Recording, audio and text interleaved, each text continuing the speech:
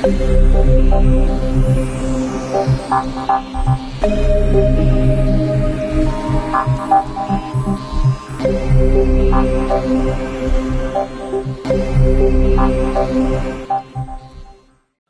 morning, good afternoon, good evening, wherever you're watching Wyla TV. WYLA, what you love about. It's a brand new channel dedicated to fans of everything. It could be a person, it could be a musician, an actor, it could be a subject, it could be space, anything at all. We want to talk to people who are big fans, super enthusiastic about those subjects. And we thought with episode 1 we'd kick off with somebody close to my heart because I can empathise with the subject, and that is a musician who I've been a huge fan of for more than 30 years, and that is Prince. And today is a particularly poignant day for Prince fans around the world, but we'll get into that shortly. But it's not about what I love, it's about what you love, or super fans, and in this case it's one of the world's leading authorities on Prince music and associated artists. And I'm delighted to have him join us for episode 1 of Wyla TV. He's one half of the presenting duo of the Violet Reality YouTube channel, and his name is Casey Rain. Good evening, Squire. Thank you for joining us. No, you're welcome. Thanks for having me. Not at all. It's great to have you on as our very first guest on our very first episode of What I Love About. It's kind of not a coincidence that the video is being published today, the 21st of April, because 4 years ago today, sadly, Prince passed away. First of all, can you remember where you were when you heard the news, and how did you feel? Yeah, I was coming back from doing some shopping, which in these times seems weird because I remember that I was outside and there were lots of people around and things like that. And I think we were walking home and I got a ping on my phone that said it was the very first alert which said that there had been a body found at Paisley Park. And I sort of remember it as this weird feeling where kind of like being in denial, where like part of you was thinking, oh, maybe somebody, it could be anyone else, like literally anyone else, whatever, yeah. And then also this kind of gnawing feeling in your stomach that like, why would it be anyone else? Like nobody else is there like that much. And just kind of, we got home. I think we didn't even put our shopping away. We just sat the bags down as soon as we walked in and just sat down and we glued at our phones waiting for updates. And then sort of within an hour or however long it was, they sort of confirmed that it was him, and we just went into total shock, crying and just hiding under the covers and just not saying anything. And then, yeah, it was brutal. And then because of my, because of the fact that I'm a staff member at prince.org, various media people and things like that already sort of had my details and my number and stuff, and my phone just started ringing, and it didn't stop ringing for about probably 4 or 5 days from all over the world. And it was really hard because everybody, BBC and CNN, all these people wanted to like talk to me, and I was like, I could barely talk without just like breaking down over and over again. And yeah, it lasted a long time. That whole week or 2 weeks or month after that, I just remember basically nothing about it. I remember that maybe a month later we went to watch Purple Rain at this pub or this bar that puts on movies in their event space. And for a movie that I'd probably seen 100 times or more, watching it for the first time after he died felt like watching a completely different movie. Crazy time. It's doesn't seem like it's been 4 years. That's crazy. Let's have a celebration then of the life it was, and let's get into the channel. So it's What I Love About. So can you remember the first time that you encountered Prince's music? What was that? How, and what was your first sort of a memory at the time? Well, my earliest memory was probably actually, so I grew up like probably a lot of people of my generation. I was a Michael Jackson fan first, very young. And so the first time I heard Prince's name was actually probably in relation to something on the news about Michael and the media driven rivalry and that sort of thing. But I come from a musical family, so I was exposed to a lot of different music very early on through my cousins who are producers and songwriters, and I'd go over to their studio and sort of flip through all their vinyl and CDs and stuff. And one of the earliest ones I remember seeing actually was being really fascinated by the hologram cover of Diamonds and Pearls. I'd never seen anything like it. I just remember being really little and just looking at it and turning it and being like, whoa, what's that?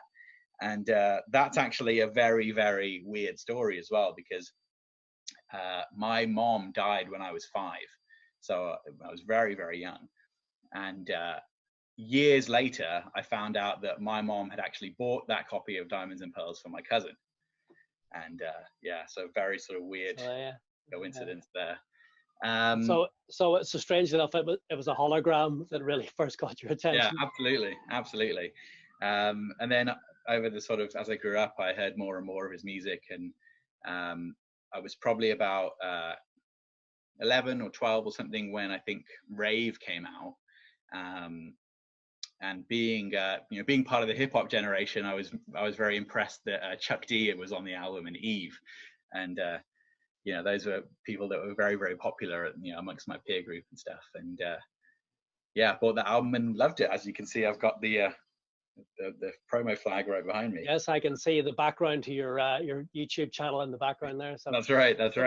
So did you really get into Diamonds and Pearls, or did you kind of just love the hologram cover, and then really it wasn't until Rave came along that you started to really sort of focus on the music? So, somewhere in between, I would say, because about when Rave came out was also when Napster came out. And all of a sudden, rather than having to save up and buy like an album every month or whatever it was, exactly being that age, and we just download as much as possible. And I just remember downloading a bunch of different Prince songs from various albums and making my sort of own compilation of what I'd found. And from that, I sort of went back, and as I, got more money and got my first jobs and stuff, I'd buy as many CDs as I could and slowly sort of start putting together the collection. So in terms of sort of your favorite era, is the Rave album in around that time your favorite sort of Prince era, or? No, my favorite era I would say is probably Sign of the Times. And then it's very difficult because it changes all the time, but Sign of the Times is probably the constant. I really love the Come/Gold Experience kind of era. I think he was really on fire at that time. I think because he was so pissed off with Warner Brothers and everything, that it just really motivated him. I think there was so much good stuff that came out around that time.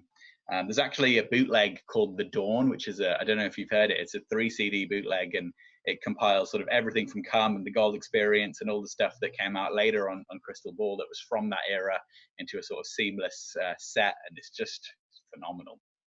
That was a really special time. When do you think you realized that you had this insatiable appetite for sort of everything purple, and when do you think you sort of realized, hang on, I've become a bit obsessed here? Well, I think I first posted on prince.org in probably about 2000 or 2001. The site was really, really new at that time. It was probably only 3 or 4 years old. And then I don't think I've ever gone a day without looking at it since. So it's been about 20 years now. I don't know. I guess it just became more and more a thing, spending more money and buying more, finding more cool items and promo items and various bits and bobs. And I've always been a person that wants to know as much as possible about things that I'm interested in. I get sort of very, very passionate about things. It's like I'm either extremely like geekily passionate about something I like, or just I don't care at all. I don't really have an in between. Extreme. I love watching your channel. I love the stuff you do. Thank you. I love those videos, especially about the facts you didn't know about. So it's that's been a lot of fun actually. We're about I think we're about 11 or 12 videos into that series, and the reason that came about was because obviously a lot of keywords and searches that people do on YouTube is when people want to look up certain albums, and typically when you do that, what you often find is lots of people reviewing an album, And I didn't want to do that because I felt like lots of people had already done that. And also it's like the subjectiveness of reviewing like decades old albums is that's not really my bag, not as interesting to me. So I thought what would be interesting to me, and that nobody else was doing it, was to just really dig super deep and find just like the most obscure facts about as many records as I can, and present those in a watchable style. And I'm really happy that so many people enjoy it. Well, I don't want you to give away your trade secrets, but how do you dig so deep? I have I wouldn't say like a photographic memory, but I have a memory that just remembers obscure facts. Like, and like 99% of the time in everyday life, it's just totally useless, and I think pisses people off because they'll be talking about something else, and it'll make me think of, oh, did you know that in 1986 Prince did this? Like, why are you telling me this? And so over the years of sort of posting on Prince.org and going to so many events and talking to thousands and thousands of other fans, and reading every book and all the stuff, I just key facts kind of stick in my mind. And so often when I'm doing the research to make these videos, my first sort of point of call will be opening up a document and just jotting a few sort of things down that I remember, and then I'll go back and fact check them and double check to make sure that I wasn't just misremembering anything, and add in the sort of salt and pepper and extra little key details, and lay it all out. And that's pretty much how I do it. Well, you said you've been to thousands of events and spoken to thousands of fans. What was your first concert? What was your first Prince gig? Or what was your first event that really sticks in your mind? So probably the first event that sticks in my mind was in 2004, I think it was. I signed to Sony with my band, and we went on tour and did a lot of stuff and all usual music business stuff.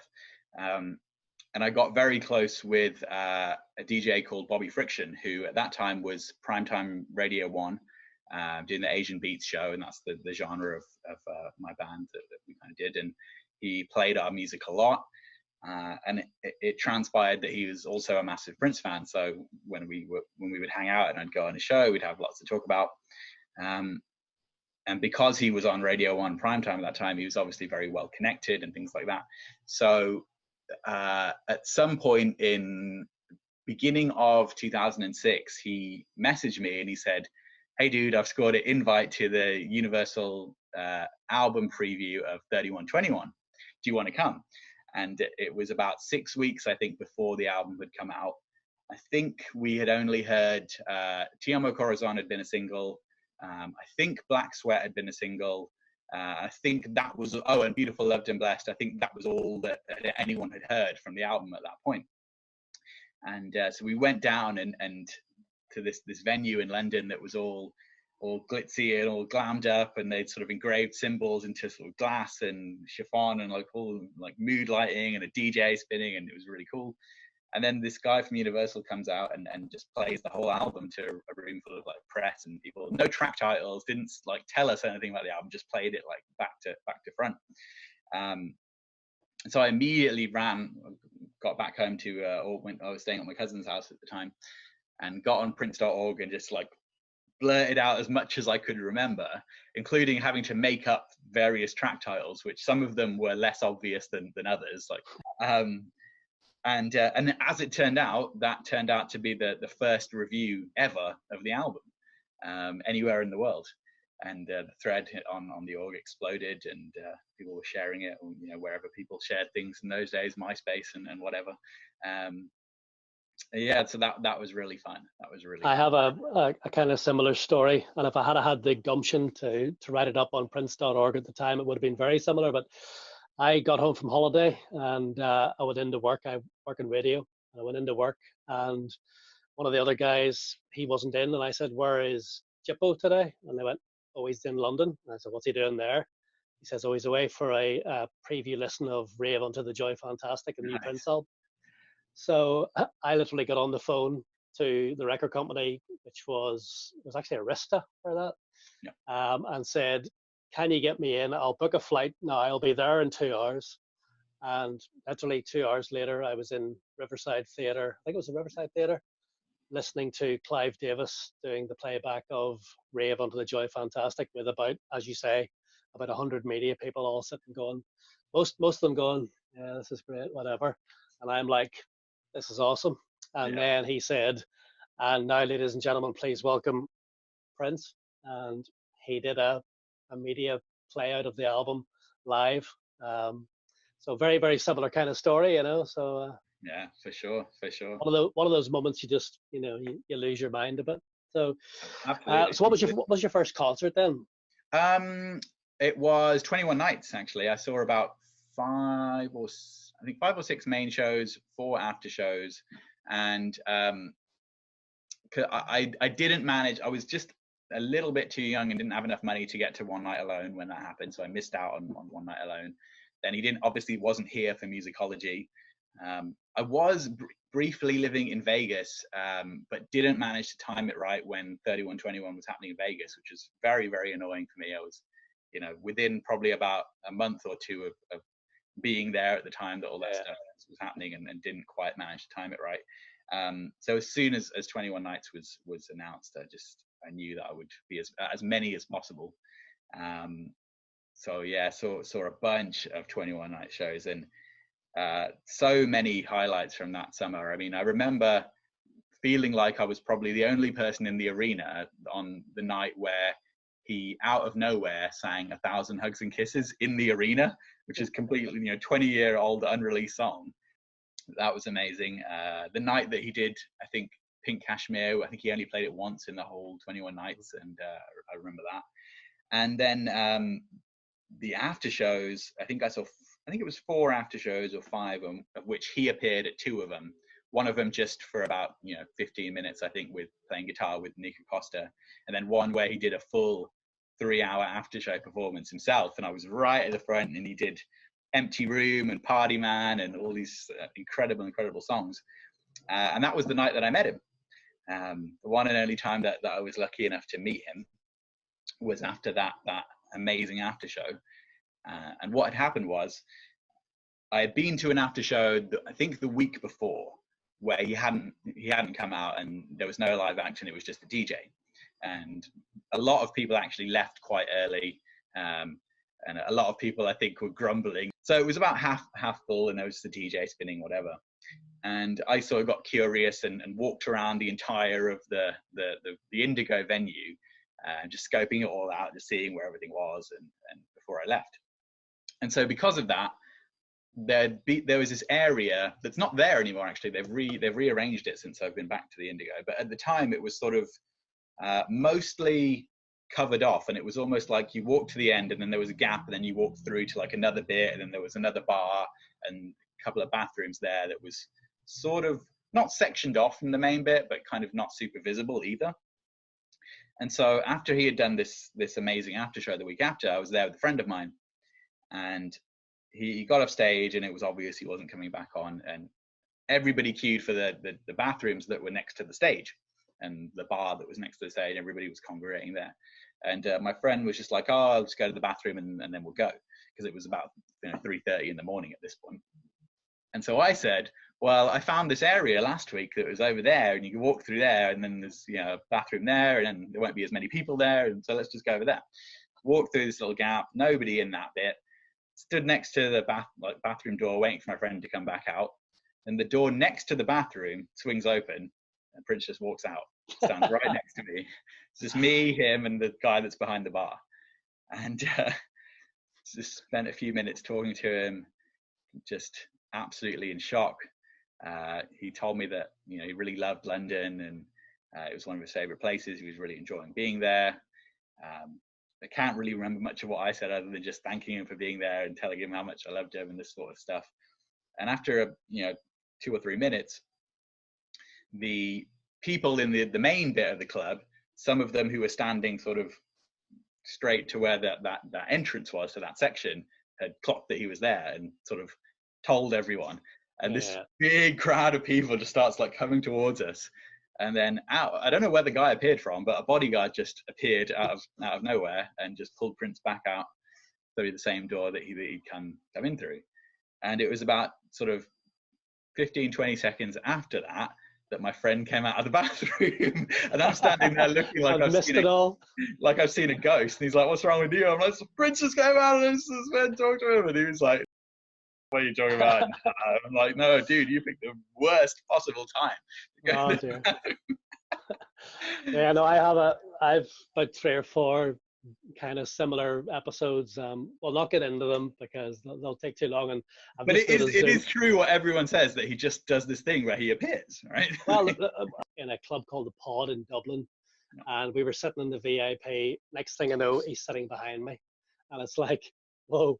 My friend who was a MTV VJ at the time, he had the cojones to say hello. I didn't. Chickened out. Regret it for the rest of my life. Second time, we were standing outside Olympic Studios in London at 4 a.m. in the morning because we'd seen the roadies packing up the gear after one of the gigs in Earl's Court, I think it was. So we thought he's either doing an after show or he's recording.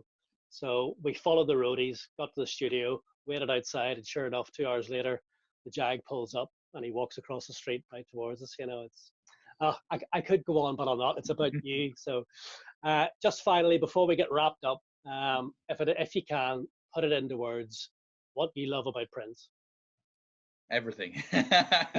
I think for me, because I grew up in a musical family and I was always exposed to so many different kinds of music, with a lot of artists that just do one thing, even if they do that one thing really well, I tend to get bored with it.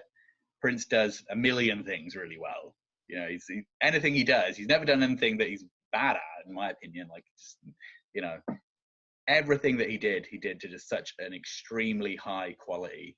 You know, whether that was playing all the different instruments or producing or songwriting or writing for other people or producing for other people or remixing and dancing and directing. And, you know, I even like him acting, which I think is probably something not everyone says, but I do. I find him very compelling to watch. It's just so much of a multi-talented sort of polymath in so many different ways. I just find that endlessly inspirational. He has, you know, music for every possible emotion or mood that you can feel, and that's I think that's, you know, the majority of it, and just so much depth as well. Casey Rain, the Violet Reality, thank you so much for being our very first guest on What I Love About. It's been a pleasure. Thank you. Cheers, dude. Amazing. Thank you for having me. Have a good one. Bye-bye. Cheers. Cheers. Bye.